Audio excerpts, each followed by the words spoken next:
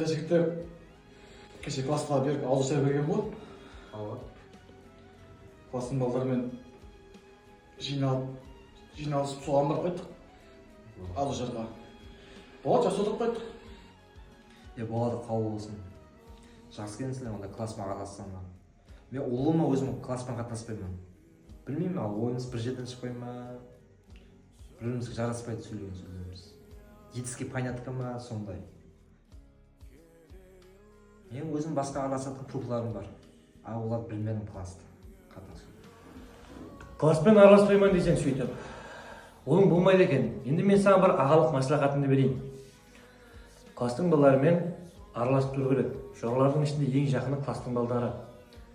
Сен мейлі колледждегі оқыған балдарыңмен, университетте оқыған балдарыңмен, мейлі коллективіңмен араласу мүмкін. Или сенің бір басқа бір $100 саяпатың бола ма?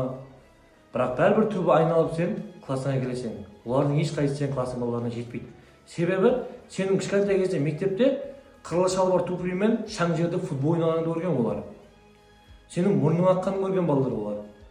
Сол себептен бағанағы айтқан сөзім, түбі айналып классыңа келесің. Класстың балаларымен қайта ара қатынасты тіктегенің жақсы. Сондай. Ал сен болса, осы видеоны класстың балаларына жіберіп қой. Алқабат үй қалмасын.